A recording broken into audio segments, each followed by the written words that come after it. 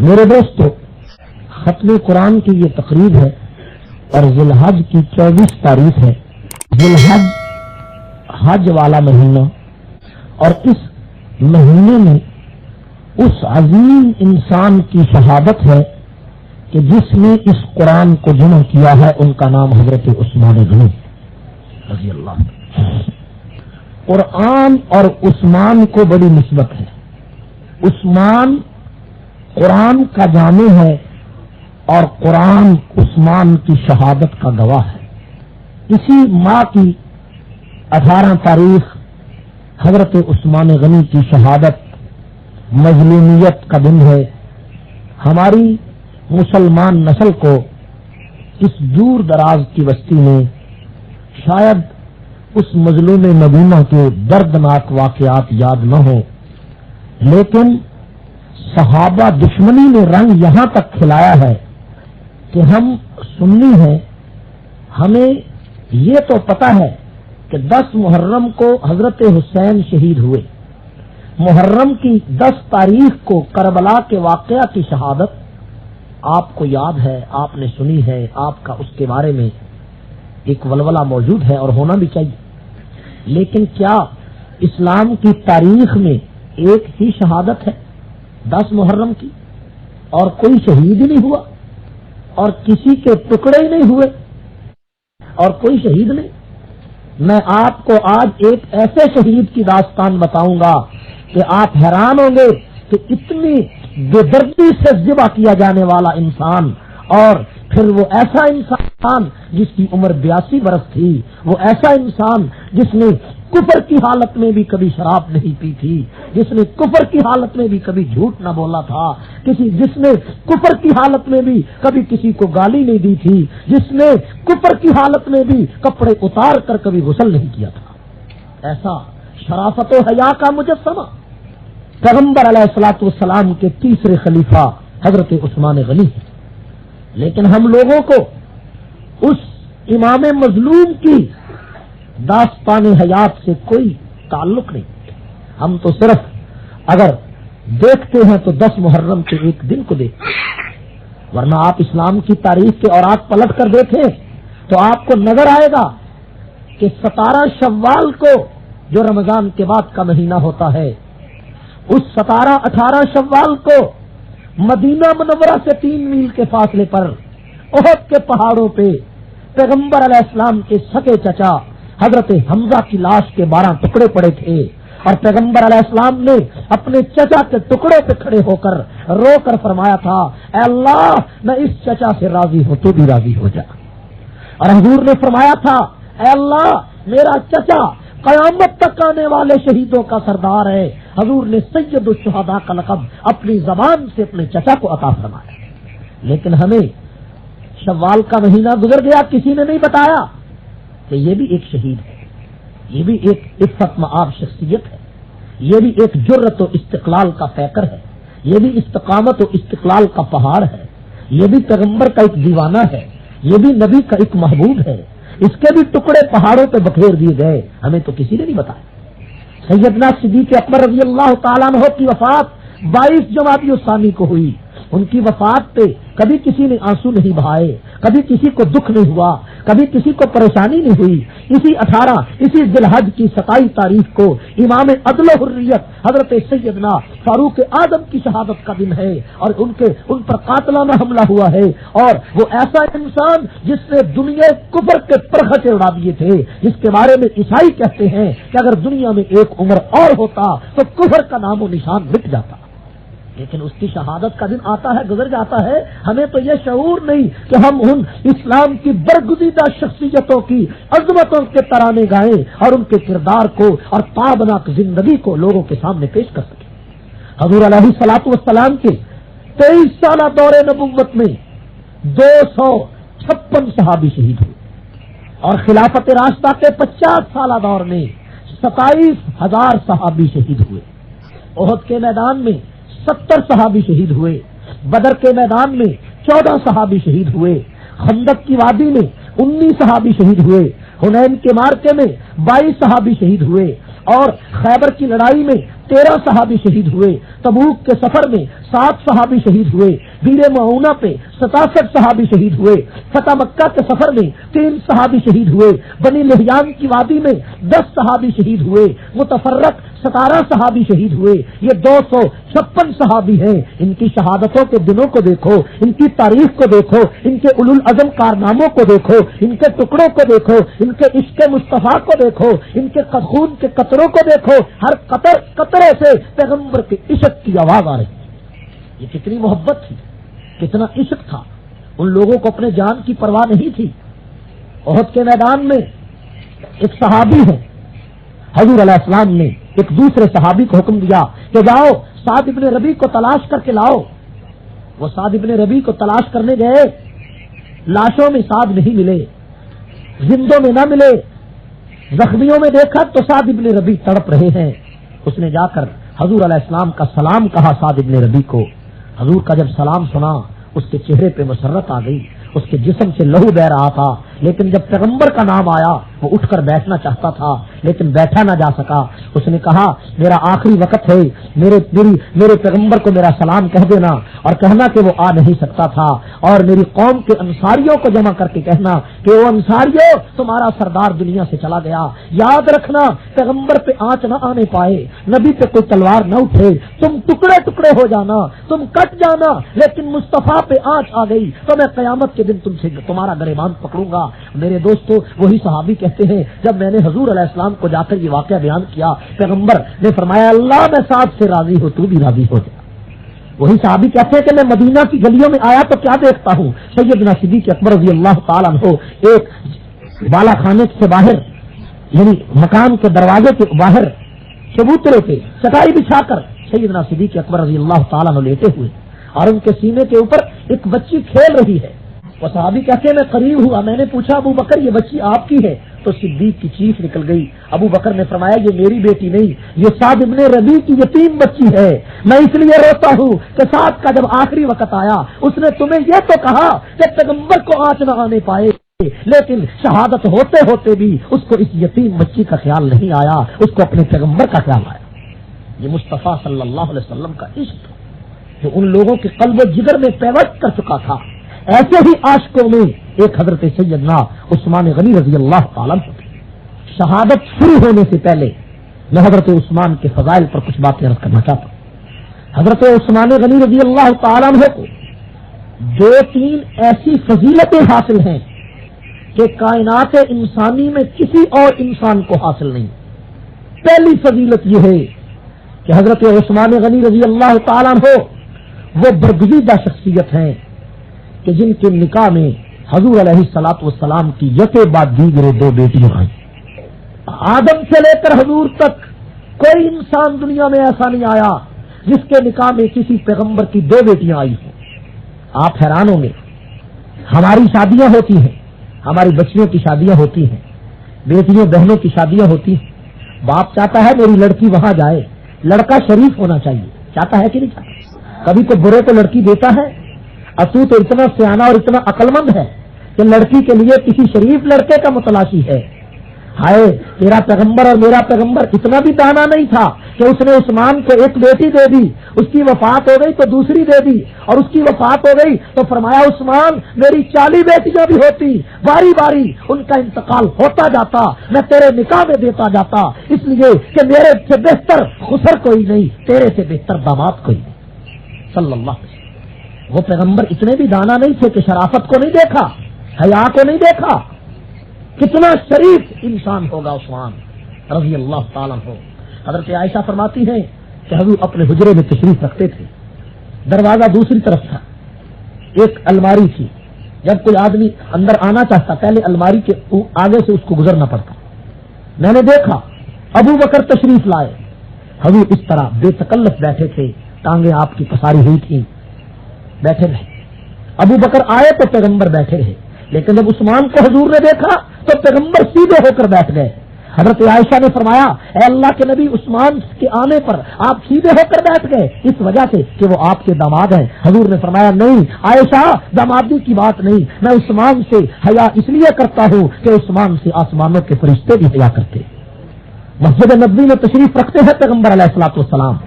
حضور نے فرمایا تم میں سے اگر کسی آدمی نے جنتی دیکھنا ہو تو اس آدمی کو دیکھو جس کے چہرے پہ نقاب ہے.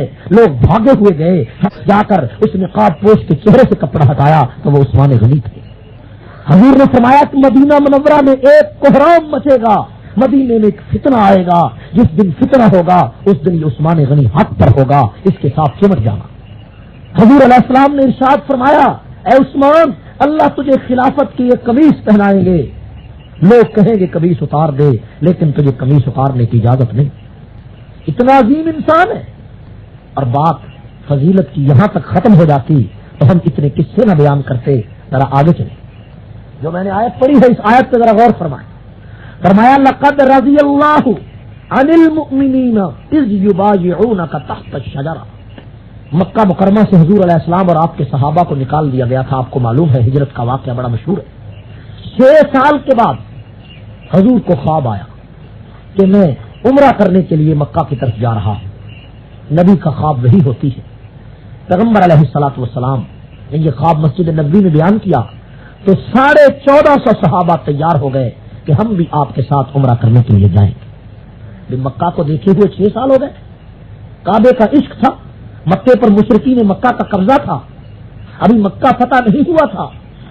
حضور علیہ السلام تیاری کر کے تشریف لے گئے. بڑے بڑے جلیل القدر تمام صحابہ اس سفر میں آپ کے ساتھ تھے. مکہ مکرمہ سے 6-7 میل پہلے ایک جگہ آتی ہے جس کا نام ہے حدیبیہ. حاجیوں کو پتا ہے, وہاں بورڈ بھی لگا ہوا ہے حدیبیہ کا. حضور علیہ السلام نے اپنے لشکر کو وہاں پڑاؤ کے لیے حکم دیا. وہاں لشکر ٹھہر گیا. صبح کو حضور علیہ السلام نے اعلان فرمایا کہ میرا دل چاہتا ہے کہ ایک قاصد کو مکہ مکرمہ بھیج دیا جائے تاکہ وہ مکے کے سردار ابو سفیان سے یہ اجازت لے کہ محمد مصطفیٰ صلی اللہ علیہ وسلم عمرہ کرنا چاہتے ہیں. جنگ کا کوئی ارادہ نہیں, اگر آپ اجازت دیتے ہو تو عمرہ کرتے. کون جانا چاہیے؟ حضور نے فرمایا عمر تم نے جانا ہے. حضرت فاروق اعظم رضی اللہ تعالیٰ عنہ نے فرمایا کہ اے اللہ کے نبی مکے میں میرے بڑے مخالف رہتے, آپ ایک ایسے آدمی کو مکے میں بھیجیں جس کا کافر بھی دشمن نہیں ہے. حضور نے فرمایا وہ آدمی کون ہے؟ تو حضرت فاروق اعظم نے فرمایا وہ آدمی عثمان غنی رضی اللہ. اتنا شریف آدمی کہ کافر بھی کفر کی وجہ سے مخالفت علیحدہ بات ہے, لیکن اس کی ذاتی شرافت کی تعریف کرتا. حضور نے فرمایا عثمان یہ 2-3 ساتھی لے کر تم میری طرف سے سفیر بن کے جاؤ. میرے UK کے دوستو, پیغمبر کی سفارت, نبی کی نیابت, پیغمبر کی جانشینی, نبی کا قاصد ہونا کتنا اونچا درجہ. کوئی پاکستان کا سفیر ہوتا ہے, کوئی انڈیا کا سفیر ہے, کوئی بنگلہ دیش کا سفیر ہے, کوئی UK کا سفیر ہے, اور اس سفیر پر اپنی حکومت کو اعتماد ہوتا ہے. یہ سفیر دنیا کے ہیں, لیکن میں قربان جاؤں اس عثمان پہ جو آج محمد مصطفیٰ کا سفیر ہے. مدینے میں چلے, مکہ مکرمہ میں چلے گئے. حضرت عثمان غنی رضی اللہ تعالیٰ عنہ نے ابو سفیان سے جا کر اجازت مانگی کہ حضور عمرہ کرنا چاہتے ہیں. ابو سفیان نے کہا کہ محمد مصطفیٰ مکے میں داخل نہیں ہو سکتے. حضرت عثمان پریشان ہو گئے. ابو سفیان نے کہا عثمان تو مکے میں آ گیا, تو عمرہ کر لیں. یہ قبلہ موجود ہے. حضور علیہ الصلوۃ والسلام ادھر حدیبیہ کے مقام پہ موجود ہیں, اور دوسرے دن جب عثمان غنی کو بھیج دیا تو ایک آدمی نے مجمع میں سے اٹھ کر کہہ دیا کہ عثمان غنی کے تو بڑے مزے ہیں, وہ تو اگر آپ کو اور ہمیں اجازت نہ بھی ملی تو عثمان اکیلے عمرہ کر کے آ جائیں گے, ہم محروم رہ جائیں گے. حضور نے ارشاد فرمایا کہ میرا دل چاہتا ہے کہ عثمان اپنے پیغمبر کے بغیر عمرہ نہیں کرے. ابو سفیان نے کہا اے عثمان تو عمرہ کر لے. ابو سفیان سے حضرت عثمان نے فرمایا کہ جس عمرے میں, جس عبادت میں میرے پیغمبر کی رضا نہ ہو, عثمان مکے میں آ کر بھی عمرہ نہیں کر سکتا, نہ طواف نہیں کر سکتا, نہ صفا مروہ کی پہاڑی پہ نہیں جا سکتا, اس لیے کہ اس عمرے میں میرے مصطفیٰ کی رضا نہیں ہے. عثمان نے ساری دنیا کو یہ مسئلہ سمجھا دیا کہ عبادت بھی قبول وہ ہوتی ہے جس میں مصطفیٰ کی رضا ہو, اور طواف تو عبادت ہے, اور سعی تو عبادت ہے, زمزم کا پانی پینا تو عبادت ہے, حضرت اسود کا بوسہ تو عبادت ہے. لیکن آج عثمان یہ عبادت نہیں کرتا کہ اس عبادت میں محمد کی رضا نہیں صلی اللہ علیہ وسلم. حضور نے فرمایا کہ میرا دل چاہتا ہے کہ عثمان میرے بغیر طواف نہیں کرے گا، عمرہ نہیں کرے گا۔ ہائے ہائے، ادھر مکہ صلح حدیبیہ کے مقام پر تیسرے دن خبر مشہور ہو گئی کہ عثمان غنی کو ابو سفیان نے شہید کر دیا۔ جب حضرت عثمان نے فرمایا تھا کہ میں عمرہ نہیں کرتا تو اس نے حضرت عثمان کو گرفتار کر لیا، اس کے ساتھیوں کو بھی گرفتار کر لیا۔ یہ واقعہ دہرانا مقصود نہیں، آپ نے سنا ہوگا، لیکن میں ایک بات درمیان میں ایسی بتانا چاہتا ہوں کہ وہ عثمان غنی کی عظمت اور امتیازی حیثیت ہے۔ حضرت عثمان گرفتار ہو گئے، یہاں خبر ملی کہ پیغمبر کے سفیر عثمان شہید کر دیے گئے۔ حضور پریشان ہوئے، حدیث میں موجود ہے کہ پیغمبر پریشان ہوئے۔ پریشان نبی کیوں ہوا؟ کہ عثمان کی شہادت کی خبر ملی، اگر غیب کا علم نبی کو ہوتا تو نبی پریشان ہوتے؟ یہ خبر غلط تھی۔ حضرت عثمان کی شہادت کی خبر ملی تو پیغمبر پریشان ہوئے، اور اس پریشانی کے عالم میں حضور علیہ الصلوۃ والسلام نے صحابہ کو حکم دیا کہ عثمان کا بدلہ لیے بغیر میں محمد مدینے میں واپس نہیں جاؤں گا، میں عثمان کا بدلہ لیے بغیر نہیں جاؤں گا۔ بدلہ لینے میں پیغمبر شہید ہو سکتے تھے، بدلہ لینے میں عمر اور ابو بکر شہید ہو سکتے تھے، جب کفار سے لڑائی کرنے کا ہی ارادہ کر لیا شہید ہو سکتے تھے۔ اس کو کہتے ہیں قیمت، اس کو کیا کہتے ہیں؟ قیمت۔ یہ ہے عثمان غنی کی قیمت کہ پیغمبر نے فرمایا جو تم میں عثمان کا بدلہ لینا چاہتا ہے وہ میرے ساتھ ہاتھ میں ہاتھ رکھ کر بیعت کرے۔ قرآن نے اسی بیعت کا ذکر کیا ہے کہ لقد رضی اللہ عن المؤمنین اذ یبایعونک تحت الشجرہ، عرش والا خدا ان 1450 آدمیوں پہ راضی ہو گیا کہ جنہوں نے عثمان کا بدلہ لینے کے لیے درخت کے نیچے کھڑے ہو کر میرے پیغمبر کے ہاتھ پر بیعت کی تھی۔ رضی اللہ عن المؤمنین اذ یبایعونک کا بیعت کی تھی تحت الشجرہ، اس رضوان کے درخت کے نیچے۔ اب دیکھیے بیعت شروع ہوئی، ابو بکر صدیق نے نبی کے ہاتھوں پہ ہاتھ رکھا، پھر عمر نے رکھا، پھر علی نے رکھا، پھر 1450 صحابہ نے پیغمبر کے ہاتھ پر ہاتھ رکھ کر کہا ہم عثمان کے لیے کٹ جائیں گے، مٹ جائیں گے، شہید ہو جائیں گے، سب کچھ قربان کر دیں گے۔ اب دیکھیے عثمان کی عظمت کا مقابلہ کائنات انسانی میں کوئی کر سکتا ہے کہ پیغمبر عثمان کے لیے کٹ جانے کو تیار ہے، ابو بکر بھی کٹ جانے کو تیار ہے، عمر بھی کٹ جانے کو تیار ہے، اور پھر جب یہ لوگ عثمان کی شہادت کی خبر سن کر کٹنے کے لیے تیار ہو گئے تو خدا نے کہہ دیا کہ تم 1450 آدمیوں پہ جنت واجب ہو چکی ہے۔ میرے دوستو اب بتاؤ ایک عثمان ہے کہ جس کی وجہ سے 1450 صحابہ کو جنت کا ٹکٹ مل گیا۔ کسی آدمی کے لیے اتنا اونچا مقام نہیں آیا، نبی شہید ہونے کے لیے تیار ہے عثمان غنی کے لیے۔ اور بعد میں خبر آ گئی کہ عثمان شہید نہیں ہوئے، اور روایات میں آتا ہے کہ یہ خبر بیعت کے آخر میں پہنچی، لیکن حضور نے بیعت نہیں ختم کی، فرمایا اس بیعت کو جاری رہنے دو، یہ بیعت پھر کبھی کام آئے گی، اللہ کی حکمت تھی نا۔ آخر عثمان شہید ہوئے تیسرے خلیفہ بن کر۔ تو جن لوگوں نے عثمان کا بدلہ لینے کے لیے دشمنوں نے عثمان کا مقابلہ کیا تو ان میں سے کئی وہ لوگ تھے جنہوں نے پیغمبر کے ہاتھ پہ بیعت رضوان میں حصہ لیا تھا۔ وہ کہتے تھے ہم تو عثمان کی شہادت بے شک اب ہوئی ہے، اس شہادت کا بدلہ لینے کی پیغمبر کے ہاتھ پر بیعت کر چکے۔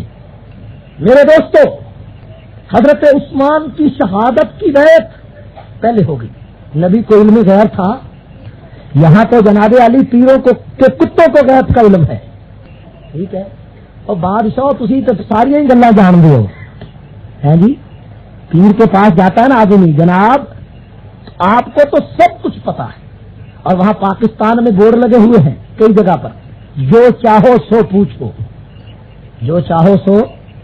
ایک مولوی صاحب بیچارے چلے گئے، حافظ صاحب تھے نبی آنکھوں سے، اس کا ہاتھ دیکھنے لگا، کہنے لگا تمہاری قسمت میں اولاد نہیں ہے۔ اس کو پتا تھا نابینا ہے، اس بیچارے کو کون دے گا؟ اس نے کہا تیرے باپ کے 8 لڑکے ہیں۔ اس نے کہا نبینے کو کون دے گا؟ ہائے ہائے، قرآن پاک نے کتنی وضاحت سے فرمایا وَعِندَهُ مَفَاتِحُ الْغَيْبِ کہ غیب کی ساری چابیاں اللہ کے پاس ہیں، کسی انسان کے پاس نہیں، ٹھیک ہے یا نہیں؟ قرآن پاک نے وَعِندَهُ مَفَاتِحُ الْغَيْبِ کہا، مفاتح مفتاح الغیب نہیں کہا، مفاتح کا معنی چابیاں، اور مفتاح کا معنی چابی. اگر اللہ یہ کہتے کہ اللہ کہ میرے پاس غیب کی چابی ہے، مفتاح الغیب کہتے، تو یہاں پاکستان اور یو کے کا یہ بدعتی ملا کہتا کہ بڑی چابی اللہ کے پاس ہے، چھوٹی چھوٹی ہمارے پاس بھی ہے. ٹھیک ہے یا نہیں؟ چھوٹی چھوٹی ہمارے پاس بھی. فرمایا وَعِندَهُ مَفَاتِحُ الْغَیْبِ، غیب کی ساری چابیاں اللہ کے پاس ہے. کس کے پاس ہے؟ اللہ تعالیٰ سمجھنے کی توفیق عطا فرمائے. اور بات کوئی نہیں، لوگوں کی یہ مزاج ہے، یہ لوگوں کا ایک عقل کا دھوکہ ہے، دین کا پتہ نہیں ہوتا. جس کے کپڑے آدھے اترے ہوئے ہوں وہ آدھا ولی، جس کے پورے اتر جائے وہ پورا ولی. ٹھیک ہے یا نہیں؟ ہمارے وہاں تو ایسے ہوتا ہے کہ جو کپڑے اتار کر بازاروں میں پھرے کہتے ہیں یہ پہنچا ہوا ہے. کوئی یہ نہیں بتاتا کہ کہاں پہنچا ہوا ہے، دوزخ میں پہنچ گیا یا کسی گٹر میں پہنچ گیا، کہتے بھی پہنچا ہوا ہے.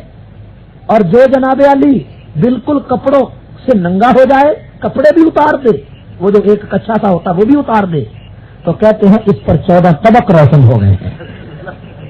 میں نے کہا اس بیچارے پر 14 طبق کیا روشن ہوں گے، جو اس کو دیکھے گا اس پر روشن ہوتے جائیں گے. اللہ تعالیٰ سمجھنے کی توفیق عطا فرمائے، ہمیں شعور بخشے، ہمیں قرآن اور دین سمجھنے کی اللہ توفیق عطا فرمائے.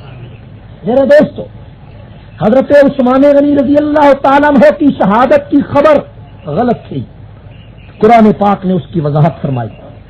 اور میرے دوستو، حضرت عثمان غنی رضی اللہ تعالیٰ عنہ کو وہ مقام ملا تھا کہ بیعت رضوان کے موقع پر، بیعت رضوان کے موقع پر انہوں نے بیعت کے موقع پر جنت کا ٹکٹ آ گیا صحابہ کو، اور بیعت کے آخر میں پتا چل گیا کہ عثمان شہید نہیں ہوئے. پیغمبر نے بیعت پھر جاری رکھی، اور حدیث میں آتا ہے کہ حضرت عثمان کا نام کسی نے پکارا کہ عثمان ابھی زندہ ہے، لہذا اس بیعت میں عثمان کو بھی شامل کرو. تو حضور علیہ الصلوۃ والسلام نے فرمایا لوگوں دیکھو یہ نبی کا ہاتھ ہے، یہ عثمان کا ہاتھ ہے. پیغمبر نے اپنے ہاتھ کو عثمان کا ہاتھ قرار دے کر اپنے اس ہاتھ پہ بیعت کی اور فرمایا یہ ہاتھ نبی کا نہیں عثمان کا ہے. اپنے ہی ہاتھ کو اس پیغمبر نے عثمان کے ہاتھ کو کیوں قرار دیا؟ اس میں بڑے معنی پنہا تھے. کیوں کہ عثمان غنی کاتب وحی تھے، عثمان نے قرآن جمع کرنا تھا، عثمان نے کاتب وحی بننا تھا، عثمان وحی کے کاتب تھے. اللہ کے پیغمبر نے آج بتا دیا لوگوں عثمان کا ہاتھ اتنا دیانتدار ہے کہ یہ نبوت کا ہاتھ ہے، اس ہاتھ سے خیانت کبھی نہیں ہو سکتی. مولانا مودودی صاحب سے جو ہمیں اختلاف ہے وہ یہی تو ہے کہ انہوں نے اپنی کتاب میں لکھا کہ عثمان غنی خیانت کار تھے. میں حیران ہوتا ہوں کہ عثمان کو خیانت کار لکھنے والا اس کو یہ پتا نہیں چلا کہ پیغمبر نے جس کے ہاتھ کو اپنا ہاتھ قرار دیا ہو وہ ہاتھ خیانت کار ہو سکتا ہے. میرے دوستو، یہ حضرت عثمان کی عظمت و فضیلت ہے. حضرت عثمان غنی رضی اللہ تعالیٰ عنہ مدینہ میں تشریف رکھتے ہیں. 27 جنگوں میں ایک جنگ بدر کے علاوہ حضرت عثمان غنی نے پیغمبر علیہ السلام کے ساتھ شرکت فرمائی. ایک شیعہ مجھے کہنے لگا، فاروقی صاحب وہاں پاکستان میں، کہ حضرت عثمان جنگ بدر میں کیوں نہیں گئے؟ وہ حضرت عثمان کا مخالف تھا. میں نے کہا حضرت عثمان جنگ بدر میں نہیں گئے، یہ جواب میں بعد میں بتاؤں گا، پہلے تم بتاؤ کہ حضرت علی جنگ تبوک میں کیوں نہیں گئے. وہ حیران ہو گیا. میں نے کہا کہ تم نے عثمان غنی کے بارے میں پوچھا کہ وہ جنگ بدر میں کیوں نہیں گئے. میں نے کہا حضرت علی جنگ تبوک میں کیوں نہیں گئے. کہنے لگا مجھے تو پتا نہیں. میں نے کہا توجہ کریں، حضرت علی بھی جنگ تبوک میں پیغمبر کے حکم سے نہیں گئے، اور عثمان غنی بھی جنگ بدر میں حضور کے حکم سے نہیں گئے.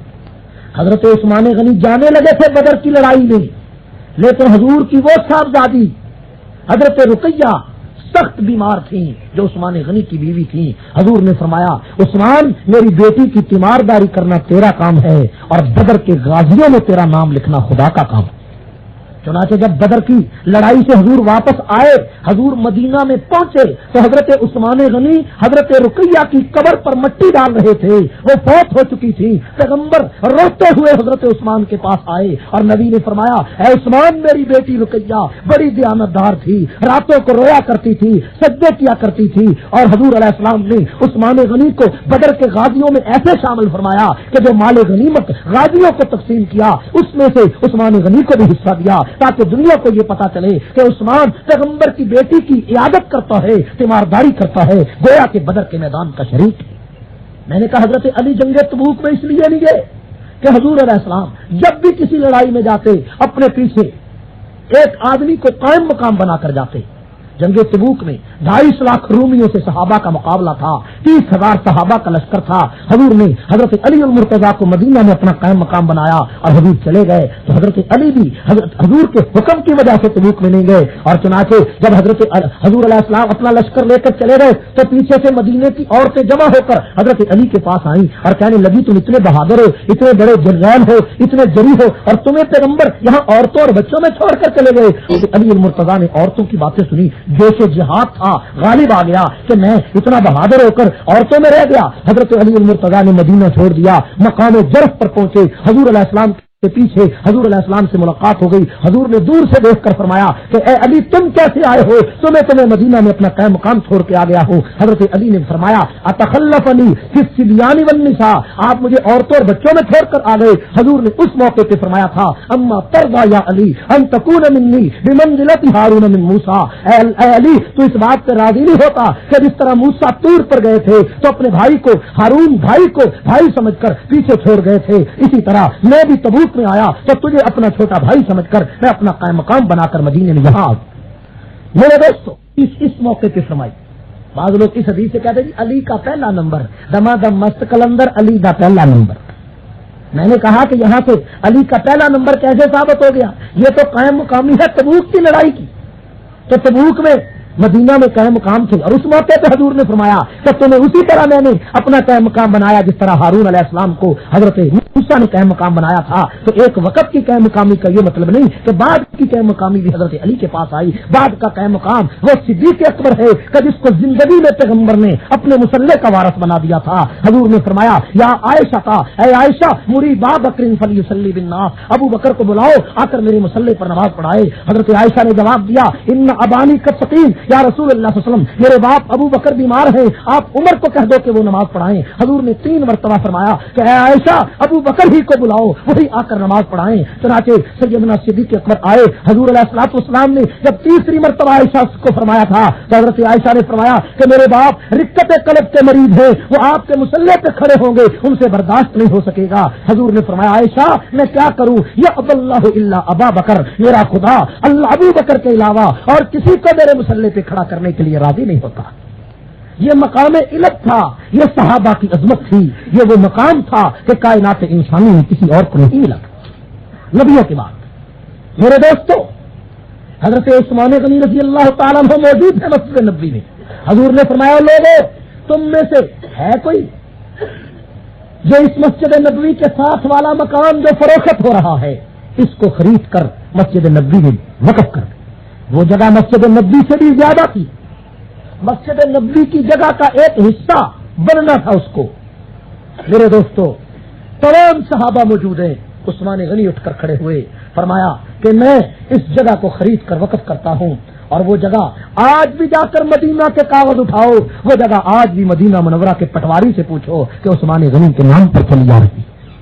مسجد نبوی کا اکثر حصہ حضور نے فرمایا جو اس جگہ کو وقف کرے گا میں محمد ضمانت دیتا ہوں کہ وہ جنت کا وارث ہے. حضرت عثمان نے اسی وقت سارا پیسہ لگا دیا اور وہ جگہ خرید کر مسجد میں وقف کر دی. حضور نے فرمایا تم میں سے ہے کوئی جو اس یہودی والے دیرے روما کو خرید کر, روما کے کنویں کو خرید کر وقف کرے. میٹھے پانی کا کنواں ہے, صحابہ کو تکلیف ہوتی ہے, وہ کڑوا پانی پیتے ہیں. حضرت عثمان غنی اٹھے 8,000 درہم خرچ کر کے اسی وقت بیر روما کو خرید کر مسلمانوں کے لیے وقف کر دیا. حضور نے فرمایا اے اللہ میں عثمان سے راضی ہوں تو بھی راضی ہو جا. جنگ تبوک کا موقع ہے جس کا میں نے ابھی ذکر کیا, 2.5 لاکھ رومیوں کے ساتھ 30,000 صحابہ کا مقابلہ ہے. حضور نے چندے کی اپیل فرمائی, فرمایا کتنے لوگوں کا کھانا پینا چندہ جمع کرو. یہ وہی غزوہ ہے کہ جس غزوے میں ایک عورت اپنے 3 مہینے کا بچہ لے کر میرے پیغمبر کے پاس آ گئی. حضور نے فرمایا بہن اس بچے کو کیا کروں گا, تو رو کر کہنے لگی کملی والے کوئی جوان بیٹا ہوتا تو وہ قدموں میں قربان کر دیتی. یہ چھوٹا سا معصوم بچہ ہے, دشمن کا تیر آئے گا تو اس بچے کو ڈھال کے طور پہ آگے کر دینا. دشمن کا تیر اس بچے کے حلق سے گزر جائے گا, قیامت کے دن خدا پوچھے گا کیا لائی ہے, تو میں کہوں گی اے اللہ تیرے پیغمبر کے نام پہ اپنے بچے کے ٹکڑے کرا کے لائی. یہ وہی غزوہ ہے کہ جس میں ایک عورت سر کے بال اتار کر پیغمبر کی خدمت میں لے آئی. حضور نے فرمایا بہن ان بالوں کو کیا کروں گا؟ تو کہنے لگی یا رسول اللہ صلی اللہ علیہ وسلم ان بالوں کو کسی فوجی کے گھوڑے کی نکیل بنانے کے یہ بال کام آ جائیں گے، میرے پاس کوئی پیسہ ہوتا تو پیسہ لے آتی. یہی وہ غزوہ ہے کہ جس میں ایک آدمی نے حضور کی اپیل کی بات سنی کہ پیغمبر چندہ مانگتے ہیں. وہ گیا ساری رات یہودی کی مزدوری کرتا رہا، دیوار بنائی، صبح کو 2 سے چھوارے ملے، وہ چھوارے لے کر پیغمبر کی خدمت میں آ گیا. حضور نے فرمایا لوگوں سارے سامان سارا دفاعی فنڈ ایک طرف اور اس کے 2 سے چھوارے ایک طرف. یہ وہی غزوہ ہے کہ جس میں ابو بکر صدیق نے گھر کا سارا سامان دے دیا، عمر فاروق نے آدھا سامان دے دیا. جب صدیق اکبر نے سارا سامان دے دیا تھا تو حضرت ابو ایک ولی محمد مجذوب ہے ملتان کے، انہوں نے ایک عجیب بات کہی ہے. جب صدیق اکبر نے سارا سامان دے دیا، منظر یہ تھا کہ صحابہ پاک مصطفیٰ کو حق نے کیا جگر دیا، صحابہ پاک مصطفیٰ کو حق نے کیا جگر دیا. باہر قوم بے دھڑک سب نے مالو گھر دیا، کسی نے ثلث لا دیا، کسی نے نصف گھر دیا، مگر عائشہ کے باپ نے یعنی ابو بکر نے، عائشہ کے باپ نے دیا تو اس قدر دیا خدا کے نام کے سوا جو کچھ تھا لا کے بھر دیا. یہ وہی غزوہ ہے جس میں حضرت عمر فاروق آدھا سامان لے کر گئے. اسی غزوے میں حضور علیہ الصلوۃ والسلام نے فرمایا ہے کوئی تم میں سے جو اس جنگ میں معاونت کرے گا؟ حضرت عثمان بھی اٹھ کر کھڑے ہوئے تھے. حضرت عثمان غنی نے فرمایا 300 اونٹ غلے کے لدے لدائے خیرات کرتا. 300 اونٹ حضرت عثمان غنی رضی اللہ تعالیٰ عنہ نے 300 اونٹ غلے کے لدے لدائے دیے. حضور نے فرمایا بھائی اب کوئی اور اٹھے. جب کوئی نہ اٹھا تو پھر عثمان غنی اٹھے، فرمایا 200 اونٹ اور دیتا. حدیث میں آتا ہے کہ تیسری مرتبہ پھر عثمان اٹھے، فرمایا 200 اونٹ اور دیتا ہوں. چوتھی مرتبہ عثمان اٹھے، فرمایا 200 اونٹ اور دیتا ہوں. 900 اونٹ حضرت عثمان نے سامان کے لدے لدائے پیغمبر کی خدمت میں دے دیے اور 1000 اشرفیاں بھی دے دیں. اور پیغمبر علیہ السلام ان اشرفیوں کو یوں پلٹتے تھے اور فرماتے تھے ما ذر عثمان ما عمل بعد اليوم، عثمان آج کے بعد تو کوئی غلطی کرے گا خدا اس غلطی کو بھی نیکی بنا کر لکھے گا. یہ اعزاز کائنات میں کسی کو نہیں. ایک عثمان غنی کا اعزاز ہے کہ 2 بیٹیاں یکے بعد دیگرے نبی کے عثمان کے گھر میں. ایک عثمان غنی کی وجہ سے 1450 آدمیوں کو جنت کا ٹکٹ ملا. اور ایک یہ اعزاز ہے کہ پیغمبر نے فرمایا ما ذر عثمان ما عمل بعد اليوم، عثمان آج کے بعد تو کوئی غلطی کرے گا خدا تیری غلطی کو بھی نیکی بنا کر لکھے. یہ اعزازات ہے. حضرت سیدنا صدیق اکبر رضی اللہ تعالیٰ عنہ کا زمانہ ہے. حضور کی وفات ہو چکی ہے، مدینہ میں قحط پڑ گیا ہے، صحابہ پریشان ہیں، کئی لوگ بھوکے مرنے کے قریب ہیں. جمعے کا دن ہے، جمعہ کی نماز کے بعد صحابہ نے دیکھا کہ ملک شام کی طرف سے گھوڑوں کی اڑتی ہوئی خاک نظر آ رہی ہے. آگے کچھ گھوڑے ہیں، پیچھے اونٹ ہیں. جب مدینہ کے قریب وہ قافلہ پہنچا تو پتا چلا یہ سارا سامان غلے کا لدا ہوا ہے، سینکڑوں اس میں اونٹ ہیں. مدینہ کی غلہ منڈی میں پہنچا دیے گئے. لوگ دریافت کرنے لگے کہ یہ غلہ کس کا ہے، سامان کس کا ہے. مدینے میں تو قحط پڑا ہوا ہے. سارے وپاری مدینہ سے جمع ہو کر عثمان غنی کے گھر تشریف لے گئے. پتا چلا کہ یہ عثمان غنی کے ہیں. عثمان غنی مدینہ کے سب سے بڑے تاجر تھے، سب سے بڑے رئیس تھے. حضرت عثمان کے گھر پہنچے، فرمایا اے عثمان ہم چاہتے ہیں یہ سارے اونٹ ہم خرید لیں، ہم مدینہ کے لوگوں کو تقسیم کریں، ہم فروخت کریں گے. حضرت عثمان نے فرمایا تم مجھے کتنا منافع دو گے؟ تو انہوں نے کہا ہم مدینہ منورہ سے ہم ملک شام کی خریداری پر ہم تمہیں 10 درہم دیں گے. حضرت عثمان نے فرمایا کہ ہم مدینہ کے تاجر ہیں، بتائیے مدینہ منورہ کے تاجر تو ہم ہیں، ہم 10 سے 20 30 40 تک آپ کو منافع دینے کے لیے تیار ہیں. حضرت عثمان نے فرمایا مجھے تو منافع اس سے بھی زیادہ ملتا ہے. عثمان غنی نے جب یہ فرمایا تو تاجران مدینہ نے کہا کہ ہم تو مدینہ کے تاجر ہیں اور کون سا تاجر ہے جو تمہیں اس 40% سے بھی زیادہ منافع دیتا ہے؟ عثمان غنی نے فرمایا کہ میرے پاس وہ تاجر ہے کہ 10 گنا دنیا میں دیتا ہے، 70 گنا آخرت میں دیتا ہے. اس لیے تم گواہ ہو جاؤ کہ میں نے سارے اونٹوں کو اس خدا کے راستے میں خدا کے راستے میں تقسیم کرنے کا اعلان کر دیا. یہ مدینہ کے کسی تاجر کے لیے نہیں، یہ اس عرش والے تاجر کے پاس ہے کہ جو دنیا میں بھی دے گا آخرت میں بھی دے گا. میرے دوستو کتنا عظیم عثمان ہے کہ جو کنواں وقف کرتا ہے، کتنے عظیم عثمان ہیں. اللہ تعالی ہم سب کو سمجھنے کی توفیق عطا فرمائے. تو میں عرض یہ کر رہا تھا کہ حضرت عثمان غنی سب کو رضی اللہ تعالیٰ عنہ ایک جود و سخا کے پیکر، ایک شرافت و حیا کے مجسمے، ایک عظمت انسان کے تاجدار، عظمت کردار کے گوہر تابدار، جس دن انہوں نے وہ سارے کا سارا غلہ اللہ کے راستے میں فروخت کرنے کا اعلان کیا، حضرت حسن فرماتے ہیں کہ اسی دن رات کو میں نے خواب میں حضور علیہ السلام کی زیارت کی۔ حضور کو فوت ہوئے ابھی 1.5 سال کا عرصہ ہوا تھا۔ حضرت حسن فرماتے ہیں میں نے نانا جی کو دیکھا، ایک سواری پہ سوار ہے، سرخ اور سفید چادر ہے اور ایک سبز چادر ہے، بڑی جلدی میں ہے۔ میں نے پوچھا نانا جی کدھر جاتے ہیں؟ فرمایا تمہیں پتا نہیں، آج عثمان غنی نے اللہ کے راستے میں ایک اتنی بڑی خیرات کی ہے، اللہ نے اس خیرات کو قبول کر لیا ہے اور جنت میں عثمان غنی کا ایک حور کے ساتھ نکاح ہے، میں محمد اس کی محفل عروسی میں شرکت کے لیے جا رہا۔ یہ البدایہ والنہایہ میں تفصیل سے یہ واقعہ موجود ہے۔ میرے دوستو، حضرت عثمان غنی رضی اللہ تعالیٰ عنہ حضرت فاروق اعظم کے بعد خلیفہ بنے۔ اور ایک بات اور میں آپ کو ذہن میں ڈالوں، خلافت راشدہ حضرت ابو بکر صدیق سے شروع ہوتی ہے۔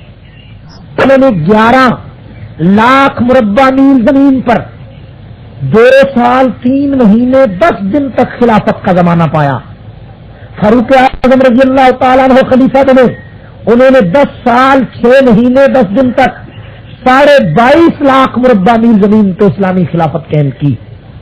یہ پاکستان جو ہے یہ تقریباً 3.25 لاکھ مربع میل زمین پہ آباد ہے، کراچی سے پشاور تک، اور یہ آپ کا یو کے یہ اس سے بھی چھوٹا ہے، پاکستان سے بھی رقبے کے اعتبار سے، لیکن سیدنا فاروق اعظم کا رقبہ 22 لاکھ مربع میل زمین پہ پھیلا ہوا ہے۔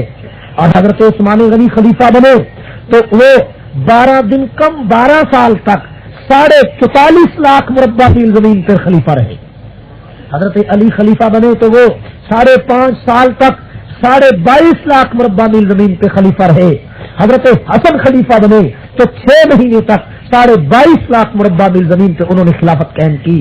اور ان کے بعد حضرت امیر معاویہ رضی اللہ تعالیٰ عنہ کے ہاتھ پر جب حضرت حسن اور حسین نے بیعت کی، امت کا اجماع امیر معاویہ کے ہاتھ پر ہو گیا، تو حضرت معاویہ رضی اللہ تعالیٰ عنہ نے تنہا پوری دنیا کے نصف سے بھی زیادہ حصے پر یعنی 64,65,000 مربع میل زمین پر 19.5 سال تک پیغمبر کی خلافت نبوت کا پرچم ہوتا ہے۔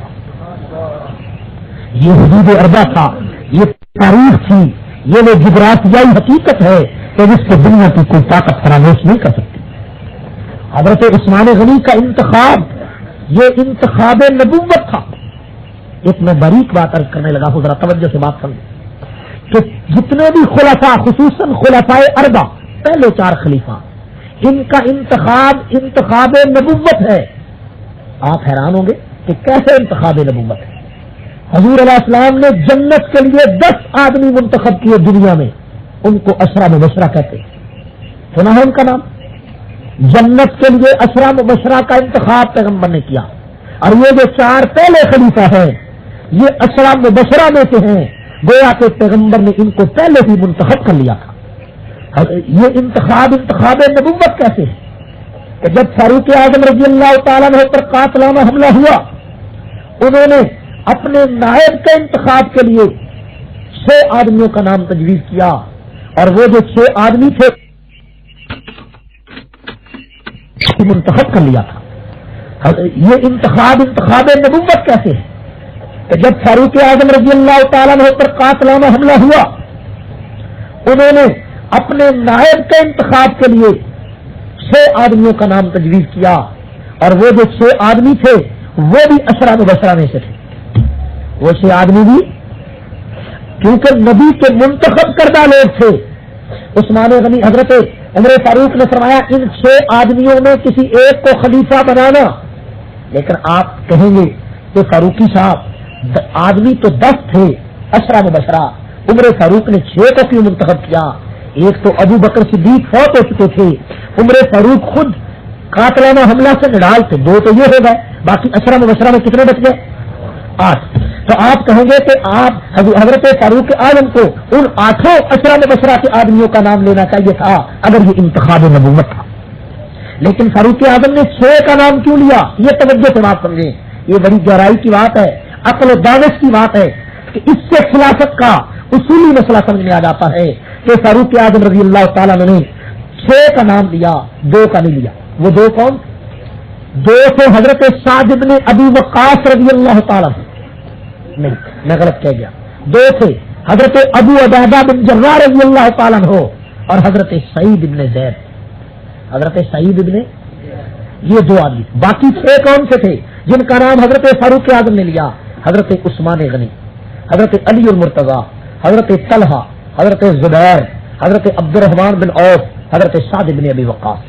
یہ 6 آدمی تھے جن کا نام حضرت فاروق اعظم نے لیا۔ تو میرے بعد ان 6 میں سے کسی کو خلیفہ بنانا چاہیے تھا کہ 8 کا نام لیتے، اسرا میں 8 بچتے تھے، لیکن نام 6 کا لیا۔ کیوں؟ اس لیے کہ یہ جو 7ویں صحابی تھے حضرت ابو عبیدہ بن جراح، یہ حضرت عمر فاروق کے درمیانے دور میں شہید ہو چکے تھے، اس لیے ان کا نام نہیں لیا۔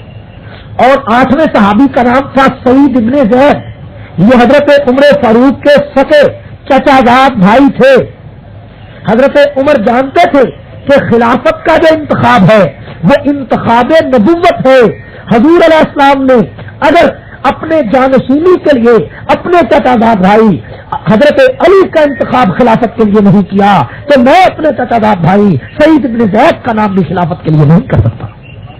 یہ جو حضرت سعید بن زید کا نام حضرت فاروق اعظم نے نہیں لیا، یہی ہمیں بات بتاتی ہے کہ یہ خلافت راستہ کا انتخاب یہ انتخاب نبوت تھا۔ حضرت عثمان غنی رضی اللہ تعالیٰ نے کا نام منتخب کیا اور باقی 5 کا بھی، لیکن بعد میں 2 رہ گئے، باقی 4 خاموش ہو گئے۔ انہوں نے کہا یہ آدمی عبد الرحمن بن عوف جو فیصلہ کرے ہمیں منظور ہے۔ عبد الرحمن بن عوف کہتے ہیں کہ میں بھی دستبردار ہو گیا، طلحہ و زبیر بھی دستبردار ہو گئے، سعد بن ابی وقاص بھی دستبردار ہو گئے، رہ گئے علی اور عثمان۔ فرمایا میں نے مدینہ کی گلیوں میں گھر گھر میں جا کر پوچھا، میں نے پوری امت کے علماء سے پوچھا کہ بتاؤ کہ علی چاہیے یا عثمان غنی، تو ہر آدمی نے کہا کہ عثمان غنی علی المرتضیٰ سے مرتبے میں زیادہ ہیں۔ چنانچہ حضرت عثمان غنی کے ہاتھ پر فیصلہ ہو گیا، حضرت عثمان غنی کا انتخاب ہو گیا اور سب سے پہلے عثمان غنی کے ہاتھ پر مسجد نبوی میں بیعت کرنے والے حضرت عبد الرحمن بن عوف تھے اور دوسرے نمبر پر حضرت علی المرتضیٰ تھے۔ حضرت عثمان غنی رضی اللہ تعالیٰ نے 12 سال تک خلیفہ رہے، تقریباً 22 لاکھ مربع میل زمین عثمان غنی نے اپنے دور میں فتح کی۔ یہ طرابلس لیبیا کا علاقہ عثمان غنی کا فتح کرتا ہے، ایران کی آخری سرحدوں تک، افغانستان اور بلخ و بخارا تک، سمرقند و تاشقند تک عثمان غنی کی فوجیں پہنچی اور اسلام کے نام کو دنیا میں عثمان غنی نے روشن کر دیا۔ یہ حضرت عثمان غنی کا سنہرا کارنامہ ہے کہ اسلام کی تاریخ میں بحری جہاز سب سے پہلے عثمان غنی کے دور میں بنایا گیا، جس کو ملک کے شام میں حضرت امیر معاویہ نے تیار کیا تھا۔ شمالی افریقہ کے جنگلات کو کاٹ کر 40,000 فوجیوں نے 3.5 مہینے میں 1750 بحری جہاز تیار کیے، اور جب 1750 بحری جہاز تیار کر کے ان کو بحر اوقیانوس میں ڈالا گیا تو پاپا یورپ و روم لرزہ بر اندام ہو گئے۔ انہوں نے کہا کہ اسلام کا نام ہم عجم میں جانے سے نہیں روک سکے، اگر اس بحر اوقیانوس میں، اس دریا میں، اگر سمندر میں اگر کشتیاں اور جہاز چلے گئے، اسلام کا نام مغربی سرحدوں تک پہنچ جائے گا۔ اور یہ عثمان غنی اور امیر معاویہ کا کارنامہ ہوگا کہ اسلام جو مدینے کی بستی سے چلا تھا وہ کبھی جناب چین کی سرحدوں تک پہنچتا ہے، کبھی مصر کی صحراؤں تک پہنچتا ہے، کبھی افغانستان کے پہاڑوں پہ جا کر دستک دیتا ہے، کبھی سندھ اور مکران کے دروازے پہ دستک دیتا ہے۔ اسلام کو دنیا کی کوئی طاقت دنیا کے کونے کونے تک پہنچنے سے اب روک نہیں سکتی۔ یہ حضرت عثمان غنی رضی اللہ تعالیٰ عنہ کا شاہکار کارنامہ۔ 6 سال حضرت عثمان کے ابتدائی دور کے بڑے فتوحات کے گزرے، بہت بڑی وسعت ہوئی۔ 6 سال کے بعد حضرت عثمان غنی رضی اللہ تعالیٰ عنہ کے خلاف سازشیں شروع ہو۔ وہ سازشیں کیا تھی میں ذرا 2 منٹوں میں بتاتا ہوں تاکہ آپ کو شہادت کا پس منظر سمجھ میں آئے۔ آپ کو معلوم ہے ایران کو فتح کرنے والے فاروق اعظم تھے، یہ پتہ ہے یا نہیں؟ تو بولو پتہ ہے۔ آج خمینی کہتا ہے کہ عمر فاروق کافر تھے، نعوذ باللہ۔ کیوں کہتا ہے؟ میں نے کہا خمینی کے چیلوں سے انہوں نے کہا پاکستان میں اگر عمر فاروق کافر تھے تو اس ایران کو چھوڑ دو جس کو فاروق اعظم نے مجوسیت کے قبضے سے آزاد کرایا تھا۔ میرے دوستو، جب فاروق اعظم نے ایران کو فتح کیا تو ایران کے مجوسیوں نے یہ سازش کی کہ کسی نہ کسی طرح فاروق اعظم کو شہید کیا جائے، चुनाचे हजरत उमर फारूक पर कातलाना हमला करके जिस आदमी ने शहीद किया उसका नाम फैरोज ईरानी था, अबू लूलू मजूसी था, वो मजूसी था और ईरान का रहने वाला था। उसने आकर हजरत उमर को शहीद किया ताकि इस्लाम पूरी दुनिया से खत्म हो जाए। लेकिन उस्मान गनी के दौर में जब इस्लाम खत्म न हुआ तो फिर उसी मजूस की साजिश से यमन का रहने वाला एक यहूदी जिसका नाम अब्दुल्ला इब्न सबा था, वो यमन से आया। बज़ाहिर उसने कलमा पढ़ लिया, अपना नाम भी अब्दुल्ला रखा, मदीने में आया, उस्मान गनी के दौर में आया। वो कुछ साजिशें करने लगा हजरत उस्मान के खिलाफ। हजरत उस्मान ने उसको मदीने से निकाल दिया, वो मिस्र में जाकर बैठ गया। यहूद और मजूस का आपस में गठजोड़ हुआ, उन्होंने कहा उस्मान गनी को शहीद कर दिया जाए। चुनाचे यही अब्दुल्ला इब्न सबा है जो शिया मजहब का बानी है कि जिसने सबसे पहले दुनिया में नारा लगाया था कि खिलाफत का हक अली का है, हर नबी का एक वसी होता है, नबी का वसी अली है। अबू बकर उमर उस्मान ने जबरदस्ती खिलाफत पे कब्जा कर लिया है। सबसे पहला ये नारा अब्दुल्ला इब्न सबा ने लगाया और ये भी अब्दुल्ला इब्न सबा ने कहा कि अली खुदा है। हकीकत में वही जो आनी थी ये अली पर आनी थी, भूल कर जिब्राइल हुजूर अलैहिस्सलाम के पास चले गए। ये सबसे पहला नारा दुनिया में लगाने वाला अली के पहले खिलाफत का, अली की मोहब्बत का, अली की मुश्किल कुशाई का या अली मदद के नारे का ये अब्दुल्ला इब्न सबा था जो मिस्र का रहने वाला नस्लन यहूदी था और इस्लाम को मिटाना चाहता था। चुनांचे हजरत उस्मान गनी रज़ी अल्लाह तआला अन्हु को शहीद करने के इसने मंसूबे बनाए। 4 साल साजिश पकती रही, 4-5 साल। बिलाखिर पूरे अगले 6 साल के बाद वो साजिश तैयार हो गई। और ये ऐसा अब्दुल्ला इब्न सबा मरदूद इंसान था कि जब हजरत अली खलीफा बने तो ये कूफे में आ गया और इसने कहा हम शिया ने अली हैं, हम मुहिब्बा ने अली हैं, हम फला हैं। और ये ऐसा इंसान था कि इसने हजरत अली उल मुर्तजा के बारे में कहा कि हकीकत में अली खुदा है। जब हजरत अली को पता चला कि इसका मेरे बारे में ये नजरिया गलत है तो हजरत अली उल मुर्तजा रज़ी अल्लाह तआला उसको बुलाया, उसके 70 साथियों को बुलाया, उसको 7 दिन की मोहलत दी तो इस नजरिए से तौबा करो। लेकिन 7 दिन के बाद भी वो कहता है ऐ अली तू खुदा है, तू चाहे न माने तब भी तू खुदा है। चुनांचे हजरत अली ने इस आदमी को और उसके 70 साथियों को जिंदा आग में जला दिया। मेरे दोस्तों ये जितनी बातें अर्ज कर रहा हूं ताकि यहाँ के हालात के मुताबिक आपके ज़हन में ये मालूमात रहे कि इस मजहब का बानी कौन है, वरना इसकी बड़ी तफसील है, वो इस तरफ नहीं जाता। तवज्जो करें। चुनांचे साजिश तैयार हो गई। उस साजिश के तहत मुल्क मिस्र से सबसे पहले 40 बलवाई बागी तैयार किए गए, फिर उनके साथ 450 बागी तैयार करके मदीना मुनव्वरा भेज दिए गए। वो 40 आदमी सबसे पहले आए, एक खत का बहाना बनाया, खत वत की बात कोई न थी। मदीना में आए, उन्होंने कहा हमारा सिर्फ ये मुतालबा है कि उस्मान गनी खिलाफत छोड़ दें। उनका जनाबे अली फलां जो यानी मरवान बिन हकम है या फलां आदमी है, ये उनके गवर्नर गलतियां कर रहे हैं, ये कर रहे हैं, गवर्नरों के ज्यादतियों का बहाना बनाया। इसका ये मतलब होता है कि तुम आकर खलीफा को शहीद कर दो, ये मतलब होता है कि तुम मदीना की हुर्मत को बाकी न रखो, ये मतलब होता है कि तुम पैगंबर के जवार में, नबी के पड़ोस में एक मजलूम को शहीद कर दो, एक शरीफ को जिरा कर दो। इसका ये मतलब है नहीं मेरे दोस्त, ये एक साजिश थी, एक गहरी घनौनी एक चपकलश और साजिश का नतीजा था तो पैगंबर का दोहरा दामाद मदीने की गलियों में जिरा कर दिया गया। जुमा का दिन है, ज़ीक़ाद का महीना है, ज़ीक़ाद की गालिबन 8-9 तारीख होगी, जुमे का दिन है। हजरत उस्मान गनी खुतबा दे रहे, सहाबा की अक्सरियत हज करने के लिए मक्का गई हुई है। मदीना में चंद सहाबा हैं, मस्जिद नबी में जुमे के लिए चंद लोग आए हैं, उन लोगों में आकर बागी ज्यादा बैठ गए। हजरत उस्मान खुतबा देने के लिए खड़े हुए तो एक बागी दरमियान से खड़ा होता है, कहने लगा अमीरुल मोमिनीन खुतबा बंद कर दे, हम तुम्हारी तकरीर सुनने के लिए तैयार हैं। हजरत उस्मान गनी रज़ी अल्लाह तआला ने खुतबा जारी रखा, एक और खड़ा हुआ, खुतबा बंद कर दो, तीसरा खड़ा हुआ, चौथा खड़ा हुआ, 5वां, बिलाखिर वो 40 आदमी खड़े हो गए और कहा अमीरुल मोमिनीन खुतबा बंद कर दे। हजरत उस्मान ने जब खुतबा बंद न किया तो वो ऐसे जालिम थे कि उन्होंने बाहर से पत्थर उठाए और पत्थर उठाकर उस्मान गनी के चेहरे पर मारे।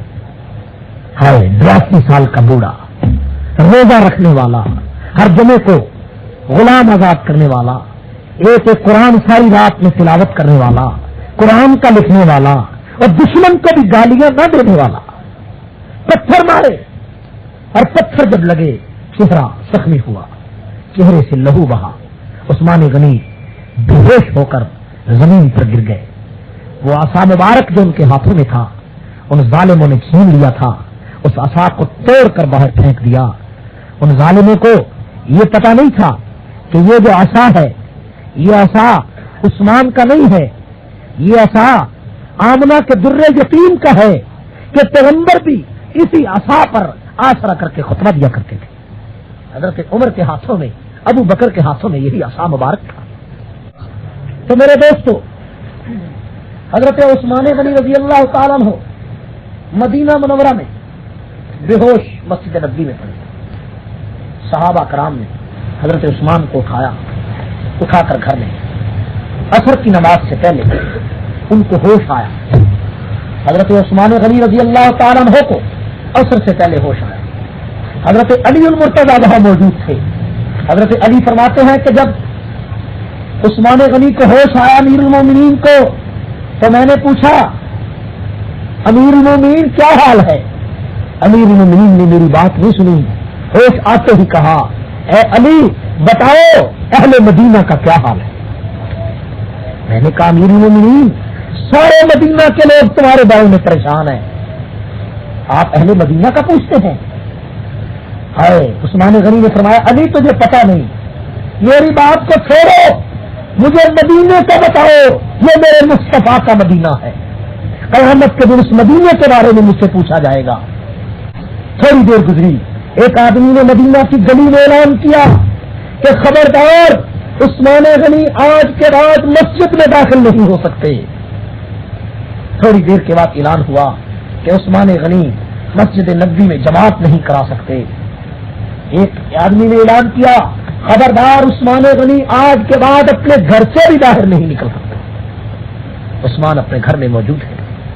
حضرت علی المرتضیٰ نے آ کر چند صحابہ کی موجودگی میں فرمایا اے امیر المومنین ہمیں حکم دو, ہم ان باغیوں کا سر کچل دیں. 450 آدمی اور بھی آ چکا تھا, عثمان غنی کے گھر کا گھیراؤ کر چکے تھے. حضرت علی نے فرمایا ہمیں حکم دو, ہم ان کا سر کچل دیں. حضرت عثمان نے فرمایا اے علی اگر تجھے میرے ساتھ محبت ہے خاموش ہو کر گھر میں بیٹھ جا, اگر تو ان سے لڑائی کرے گا مدینے کی گلیوں میں خون مسلمانوں کا بہے گا. قیامت کے دن میرے مصطفیٰ کو میں اپنے مصطفیٰ کو کیا جواب دوں گا؟ اگر مصطفیٰ نے پوچھا کہ کون سا خلیفہ ہے کہ جس کے دور میں مدینے کی گلیوں میں لاشیں تھیں, میں جواب نہیں دے سکتا. مجھے ذبح ہونے دے, مجھے کٹ جانے دے, مجھے ٹکڑے ہو جانے دے, لیکن میں عثمان ذبح ہو کر بھی مصطفیٰ کے مدینے کی حرمت کو توڑ نہیں سکتا. محاصرہ جاری ہے. حضرت مغیرہ بن شعبہ تشریف لائے, فرمایا امیر المومنین 3 صورتیں ہیں, مکان کے پچھلی جانب سے ہم آپ کو نکال لیتے, آپ ملک کے سامنے امیر معاویہ کے پاس چلے جائیں, امن سے رہیں گے. انہوں نے کہا میں نہیں جا سکتا. فرمایا آپ حج کرنے کے لیے مکے تشریف لے جائیں, ہم آپ کو پہنچا دیتے ہیں. حضرت عثمان نے فرمایا میں نہیں جا سکتا, یہ مصیبت کی گھڑی ہے, اس مصیبت کی گھڑی میں عثمان محمد کے مدینے کو نہیں چھوڑ سکتا صلی اللہ علیہ وسلم. تیسری صورت ہے ہمیں حکم دو ہم ان کے ساتھ مقابلہ کریں. حضرت عثمان نے تینوں صورتوں کو ٹھکرا دیا. فرمایا تم تینوں میں سے کسی پر عمل نہیں کر سکتے, چپ کر کے گھروں میں بیٹھ جاؤ. باغیوں کا محاصرہ جاری ہے, باغیوں کا پڑاؤ, باغیوں کا جبر اور ظلم جاری ہے. گھر کا پہرا لگا ہوا ہے. عثمان گھر میں مظلوم موجود ہے. 15-20 دن گزر گئے. حضرت علی المرتضیٰ رضی اللہ تعالیٰ نے مقام کے بالا خانے سے حضرت عثمان غنی سے سوال کیا امیر المومنین اتنے دن گزر گئے, کوئی روٹی نہیں پہنچا سکتا, کوئی پانی نہیں اندر پہنچا سکتا, کوئی نہیں پہنچا سکتا. پوچھا امیر المومنین 20 دن گزر گئے, بھوک میں پیاس میں کیا ہوتا ہے؟ حضرت عثمان غنی رضی اللہ تعالیٰ نے فرمایا اے علی بھوک لگتی ہے قرآن پڑھتا ہوں, پیاس لگتی ہے نماز پڑھتا ہوں. حضرت علی رضی اللہ تعالیٰ پریشان ہے, صحابہ گھروں میں پریشان ہیں. 20 دن کے بعد حضرت علی کو حضرت عثمان نے 25 دن کے بعد حکم دیا کہ میرے لیے کچھ پانی بھیجو. حضرت علی پانی کا مشکیزہ لے کر آ رہے ہیں، باغیوں نے تیر مارے، پانی زمین پر بہ گیا. دیکھو آج عثمان غنی پیاسا ہے اور ساقی علی بنا ہے، اور کربلا کے میدان میں حسین پیاسا تھا اور ساقی عباس بنتا تھا. ساقی یہ بھی آلہ ہے، ساقی وہ بھی آلہ ہے. حضرت علی جب مکان کے دروازے پہ پہنچے، پانی نہیں تھا مشکی دے دے، تو اپنے سر سے پگڑی اتار کر حضرت علی نے دیوار کے اوپر سے حضرت عثمان کے پاس پہنچائی، حضرت عثمان کی جھولی میں پھینکی. اور عرب میں یہ رواج تھا کہ جب کوئی آدمی سر سے پگڑی یا ٹوپی اتار کر کسی کی جھولی میں ڈال دیتا تھا، اس کا مطلب یہ ہوتا تھا کہ میری جان تیرے لیے حاضر ہے، میرا مال تیرے لیے حاضر ہے. حضرت علی نے فرمایا میں پانی لایا تھا، لیکن اے عثمان میں تیرے دروازے پہ اپنی پگڑی کو تیرے قدموں میں ڈالتا ہوں، تیری جھولی میں ڈالتا ہوں. میں مجبور ہوں، تم لڑائی کا حکم نہیں دیتے، میں علی تجھے پانی کیسے پہنچا سکتا ہوں. حضرت علی المرتضیٰ رضی اللہ تعالیٰ نے پریشان ہو کر گھر چلے گئے. 30 دن گزر گئے، 35 دن گزر گئے. جب 37 دن گزر گئے، حضرت عثمان غنی رضی اللہ تعالیٰ نے بھوک ہے، پیاس ہے، گھر میں ایک بیوی ہے نائلہ، کھارا پانی تھوڑا سا ان کے پاس موجود رہتا تھا.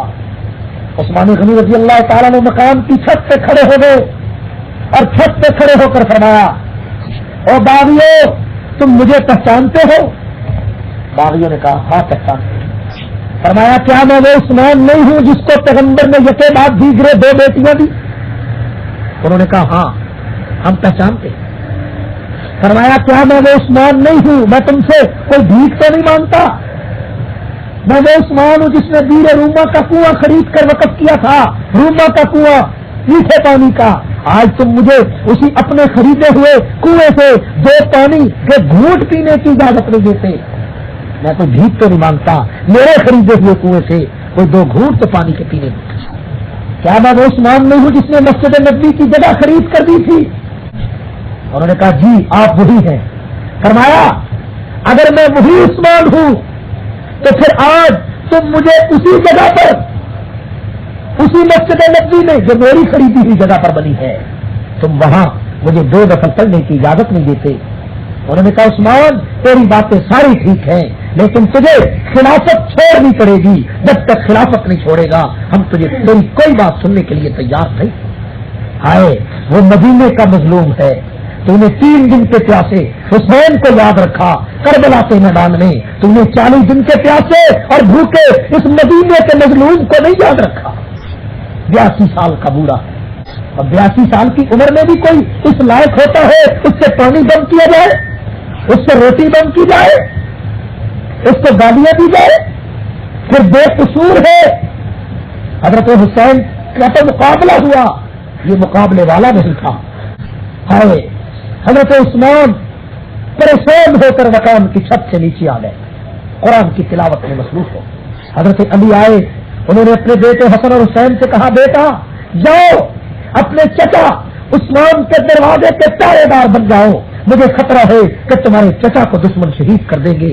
حضرت حسن اور حسین اور حضرت محمد ابن ابی طلحہ، حضرت طلحہ کے بیٹے آئے اور حضرت عثمان کے دروازے کے چوکیدار بنے. مجھے بتاؤ کہ حسین چوکیدار کیوں بنا، حسن چوکیدار کیوں بنے؟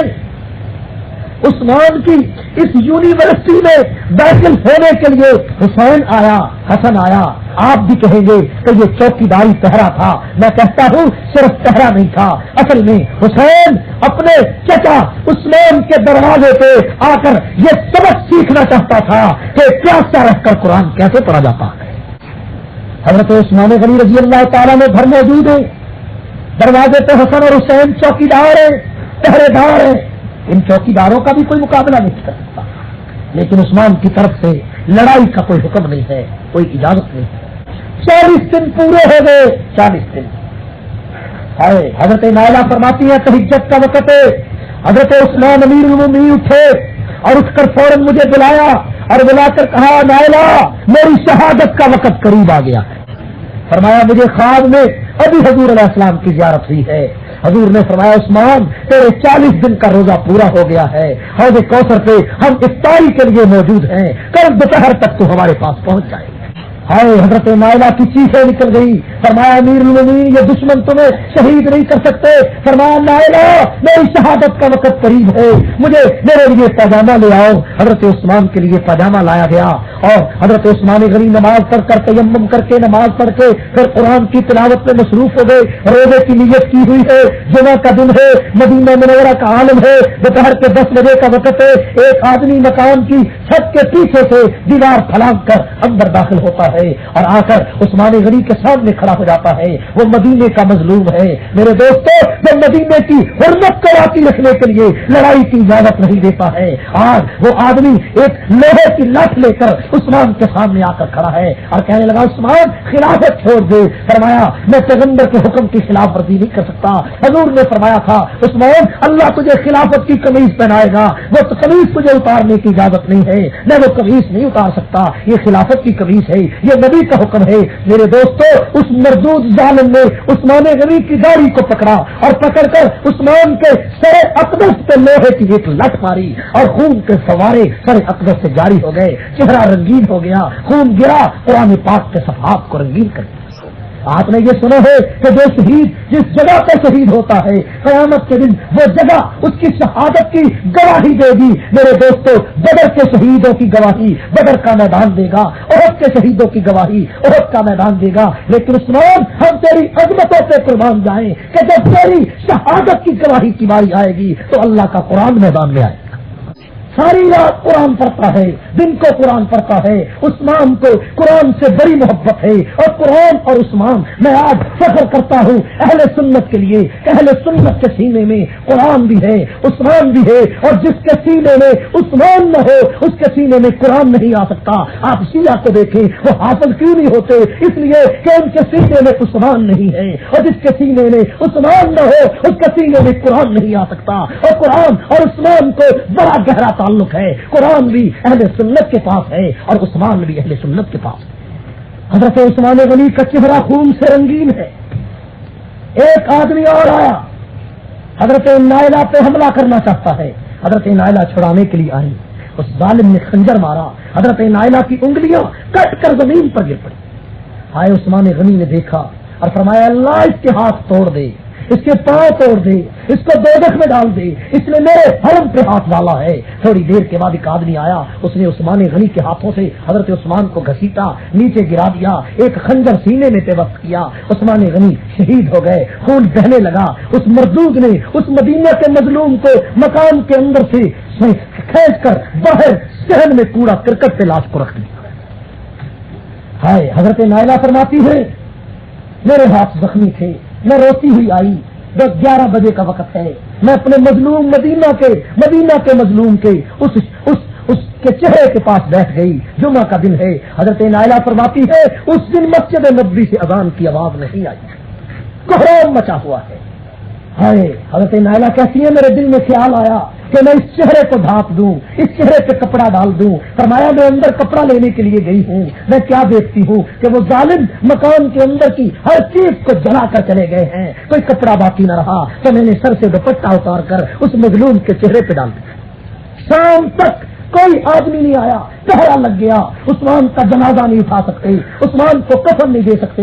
हाय, तुमने आज तक दुनिया में ऐसा मजलूम तो कोई नहीं देखा होगा, कोई जालिम किसी को कत्ल करके और लाशों को तो गैब नहीं करता, और लाशों के ऊपर पहरा तो कभी लगाया नहीं सुना था कि तुम कफन नहीं पहना सकते, तुम दफन नहीं कर सकते। ये मदीने का मजलूम है। हाय, करबला के मजलूम को याद करते हो, तुम मदीना के इस मजलूम को क्यों नहीं देखते कि जिससे बड़ी अजमत वाला दुनिया में कोई है। मेरे दोस्तों, हजरत उस्मान गनी रज़ी अल्लाह ताला मजलूमियत की कोई हद होती है। मजलूमियत की इतनी हद है कि ज़िबा करने के बाद, शहीद करने के बाद उस पर पहरा लगा दिया कि तुम कफन नहीं पहना सकते, तुम दफन नहीं कर सकते। हाय, हजरत नायला कहती है जुमा का दिन था, सारा गुजर गया, कोई नहीं आ सका। सारी रात मैं अपने मदीना के मजलूम के इस शहर की लाश पे बैठी रही। सुबह हुई, 10 बजे का वक्त आया।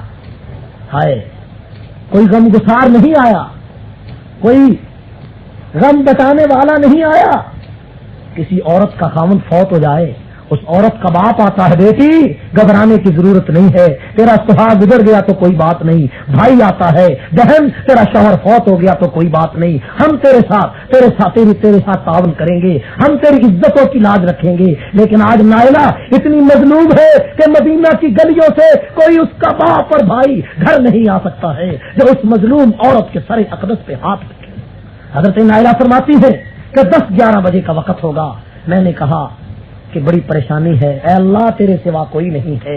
تھوڑی دیر گزری ہے، اچانک میرا دروازہ کھلا، میں نے کہا کوئی غم گسار آیا ہوگا، کوئی غم بٹانے والا آیا ہوگا، کوئی دکھ اٹھانے والا آیا ہوگا۔ نائلہ کہتی ہے کہ اچانک ایک آدمی آیا، بھاگا ہوا مظلوم کے چہرے کے قریب آیا، عثمان غنی کے چہرے اقدس سے کپڑا ہٹا کر اس ظالم نے عثمان کے چہرے پہ زوردار تماچا مارا۔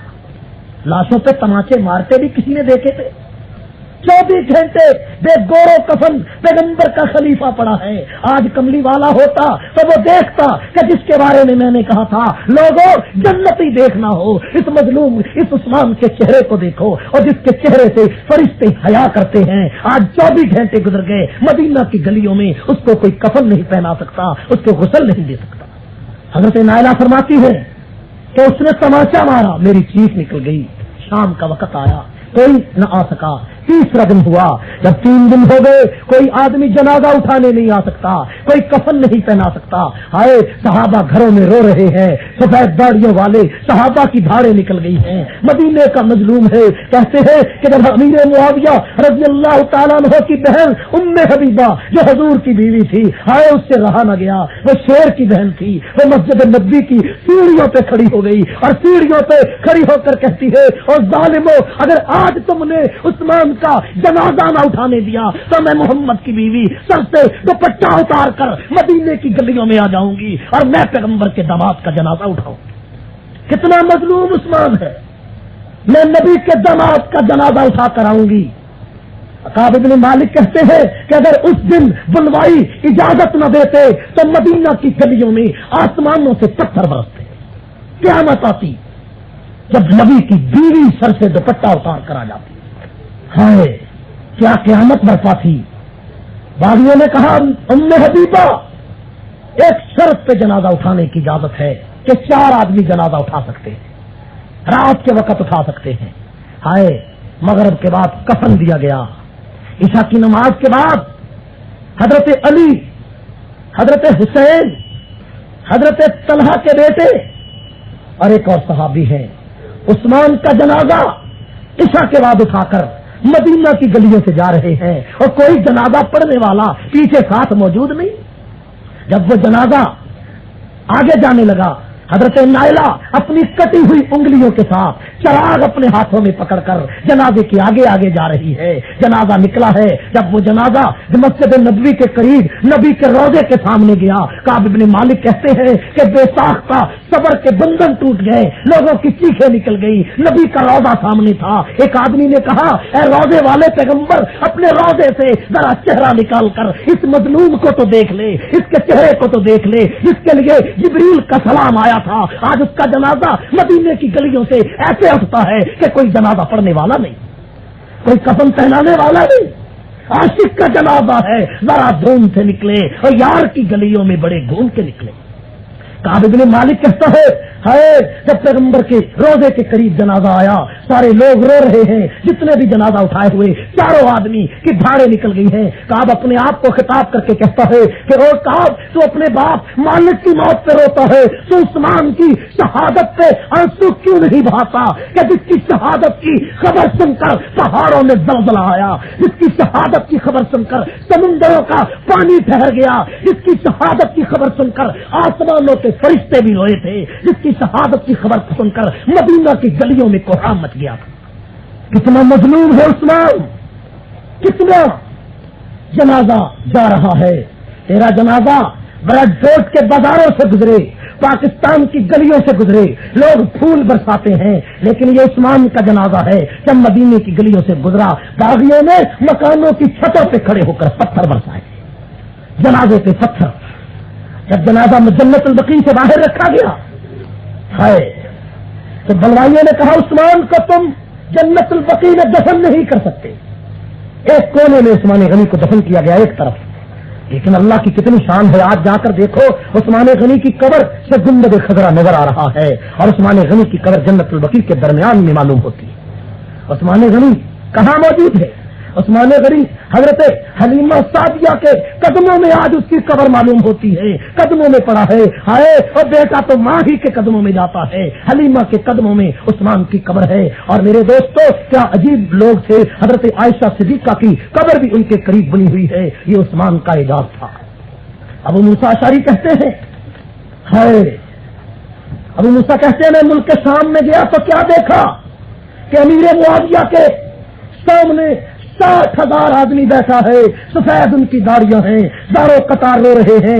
امیر معاویہ کے ہاتھوں میں عثمان غنی کا خون آلود کرتا ہے, اور حضرت نائلہ کی کٹی ہوئی انگلیاں ہیں. اور امیر معاویہ نے کہا, اور شام کے لوگوں تم یہاں سو گئے ہو, اور تمہارے خلیفہ کو مدینہ کی گلیوں میں لوگوں نے اس طرح ذبح کر دیا جس طرح گائے کو ذبح کیا جاتا ہے.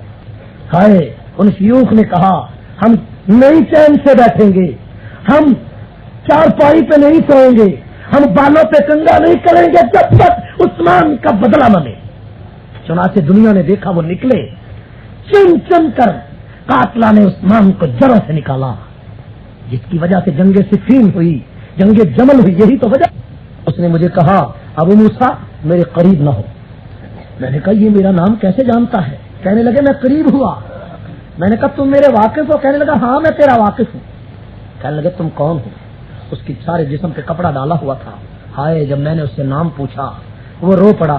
کہنے لگا ابو موسیٰ میں وہ بد نصیب ہوں, میرا نام عمر بن حمق ہے, میں وہ بد نصیب ہوں جس نے عثمان غنی کی بیوی پہ خنجر مارا تھا. اور عثمان نے فرمایا تھا اللہ اس کے ہاتھ توڑ دے, اس کے پاؤں توڑ دے, اس کو دوزخ میں ڈال دے. ابو موسیٰ دیکھو میرے ہاتھ ٹوٹ چکے ہیں, میرے پاؤں ٹوٹ چکے ہیں, اب صرف دوزخ میں جانا باقی رہ گیا. حضرت حسن فرماتے ہیں کہ جس دن عثمان غنی کو شہید کیا گیا, اگر آسمان پھٹ جاتا, زمین پھٹ جاتی تو جائز ہوتا. حسن فرماتے ہیں کہ جس دن عثمان غنی کو شہید کیا گیا میں نے رات کو خواب میں حضور علیہ السلام کو دیکھا. ہائے, فرمایا کہ میں نے پیغمبر علیہ السلام کو دیکھا تو حضور بڑے پریشان تھے. ہائے, جس کے روزے سے جنازہ گزرا تھا. فرماتے ہیں میں نے نبی کو دیکھا, نبی بڑے پریشان ہیں, اور عرش الہی کا پایا پکڑ کر حضور کھڑے ہیں. فرمایا پھر میں دیکھتا ہوں کہ ابو بکر صدیق آئے اور حضور علیہ السلام کے کندھے کے اوپر اس طرح ہاتھ رکھ کر ابو بکر کھڑے ہو گئے. تھوڑی دیر گزری, عمر فاروق آئے, وہ ابو بکر کے کندھے پر ہاتھ رکھ کے کھڑے ہو گئے. اس کے بعد حضرت حسن فرماتے ہیں میں نے اس کے بعد دیکھا کہ حضرت عثمان آئے, ان کے ہاتھوں میں اپنا سر پکڑا ہوا ہے اور خون بہ رہا ہے, اور کہتے اے اللہ کے رسول اس قوم سے پوچھو مجھے کس جرم میں ذبح کیا ہے, میرا کیا قصور تھا. ہائے, حضرت حسن فرماتے ہیں یہ خواب البدایہ والنہایہ میں موجود ہے. حضرت حسن فرماتے ہیں کہ جب عثمان غنی نے یہ اپنا سر پیش کیا اسی وقت عرش الہی کانپنے لگا, عرش الہی ہل رہا تھا.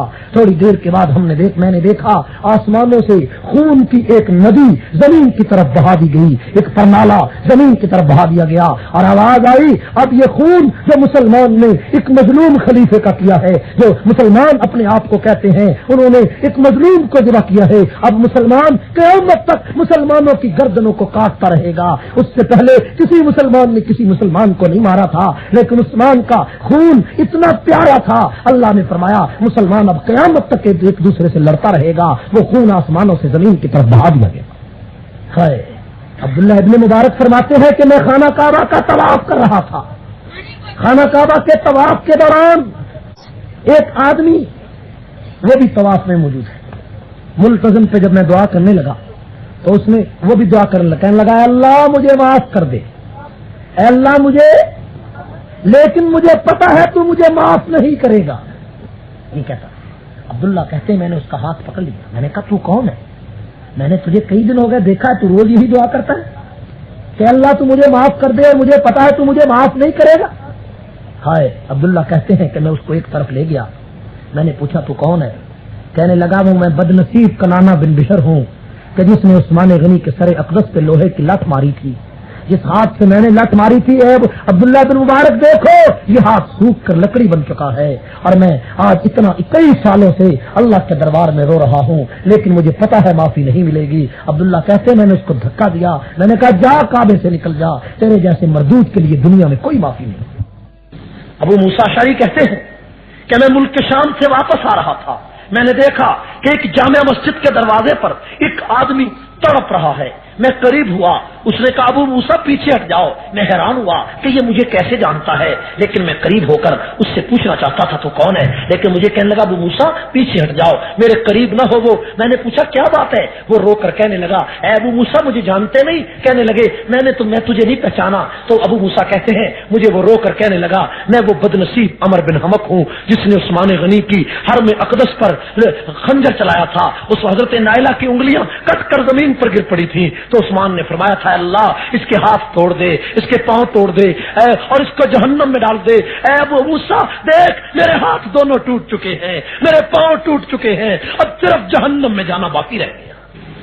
ابو موسیٰ کہتے ہیں کہ عثمان غنی کی شہادت پر صحابہ نے کہا آسمان پھٹ جاتا تو حق ہوتا، زمین پھٹ جاتی تو حق ہوتا، سمندر ٹھہر جاتے تو حق ہوتا، دریا پانی ابل دیتے تو حق ہوتا، آگ بجھ جاتی ہمیشہ کے لیے تو حق ہوتا، پتھر ریزہ ریزہ ہو جاتے تو حق ہوتا۔